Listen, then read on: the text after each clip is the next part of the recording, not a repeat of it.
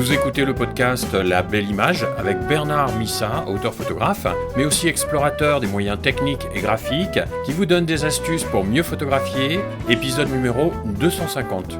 Bienvenue dans La Belle Image, où l'on parle de l'impact de vos images, de techniques pour bien composer et de connaissances de l'appareil photo. Et voici aujourd'hui comment rendre dynamique une composition.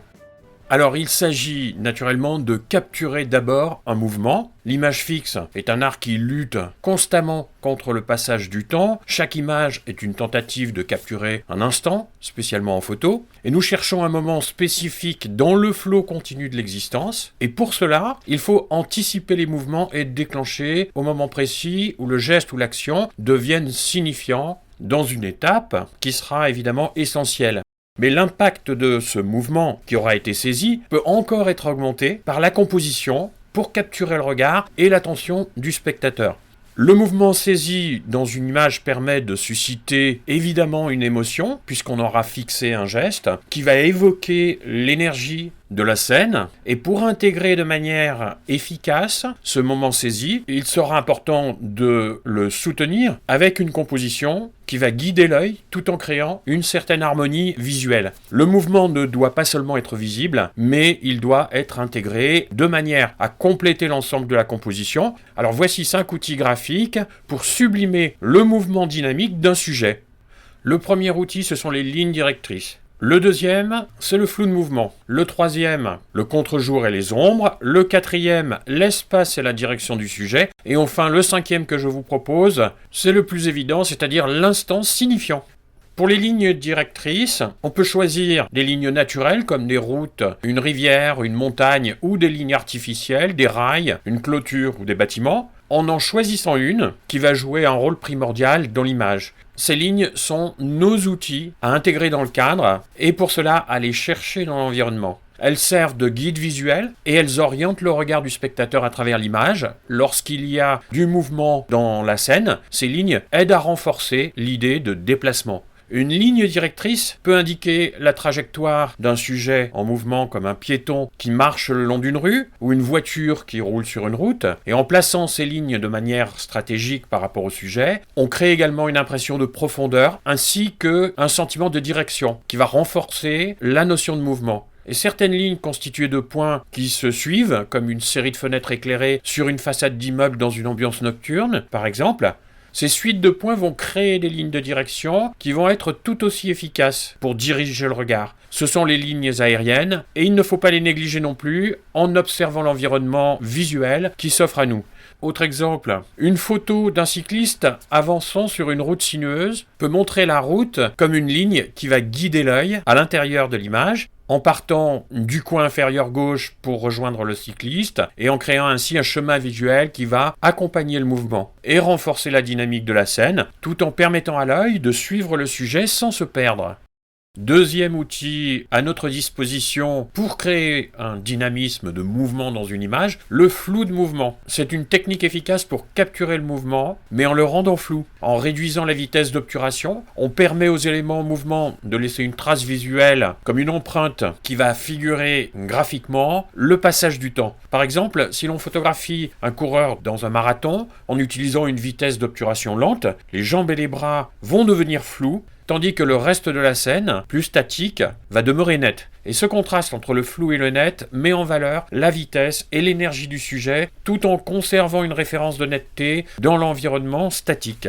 Autre exemple, les vagues qui déferlent sur une plage peuvent être rendues floues par une longue exposition, produisant un flou graphique qui va apparaître très doux, un peu éthéré, et contrasté avec les éléments fixes de la scène, comme les rochers, les arbres ou bien un phare.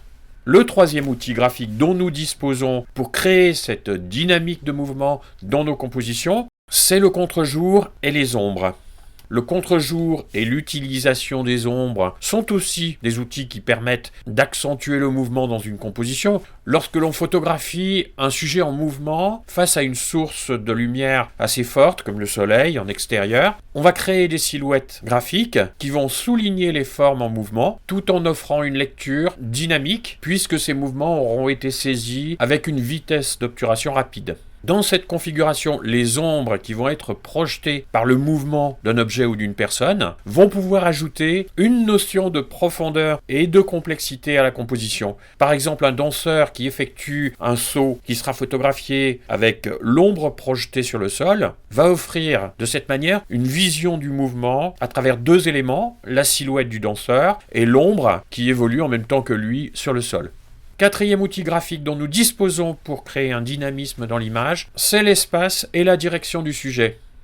L'utilisation de l'espace est un autre aspect important dans la composition d'une photo de mouvement en créant des espaces vides dans le cadre. Laisser un espace devant un sujet en mouvement va créer une sensation de respiration dans l'image et renforcer l'impression que le sujet est en déplacement vers quelque chose, que ce soit un lieu ou un événement. Et cela va créer également une dynamique temporelle et spatiale où le spectateur est incité à anticiper le mouvement à venir. Dans le cas d'une photo du piéton traversant la rue, il est souvent plus efficace de laisser de l'espace devant le sujet dans la direction de son mouvement plutôt que derrière lui. Et ce vide va créer un sens de futur, de progression, tout en laissant de la place à l'anticipation.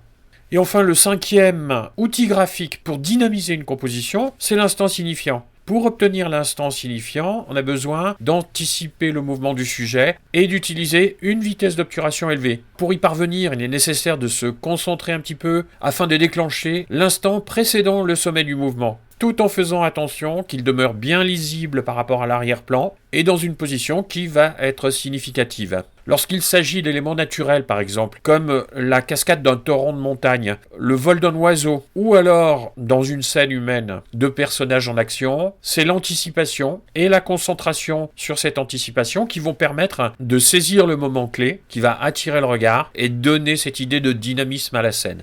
L'instant signifiant, les lignes directrices, le flou de mouvement, les ombres et l'utilisation de l'espace sont autant d'outils pour raconter une histoire dynamique et vivante, et le but n'est pas seulement de saisir le mouvement, mais de le saisir en l'intégrant dans la composition. Et en expérimentant ces techniques, nous transformons nos photos en scènes vibrantes, où le mouvement devient une composante essentielle qui va créer des images, la plupart du temps, vibrantes et dynamiques. La Belle Image est publiée chaque lundi et vous propose des techniques, des astuces, des idées et des moyens de composition dans le but de développer votre expression photo et de donner plus d'impact à vos images. N'hésitez pas à me laisser un commentaire ou une question pour me faire part de ce qui vous intéresse le plus à développer dans votre pratique de la photo. Si vous ne l'avez pas déjà fait, vous pouvez télécharger le manuel de composition en cliquant sur le bouton placé sur la page de l'épisode. Je vous souhaite une bonne semaine de prise de vue et je vous dis à lundi prochain.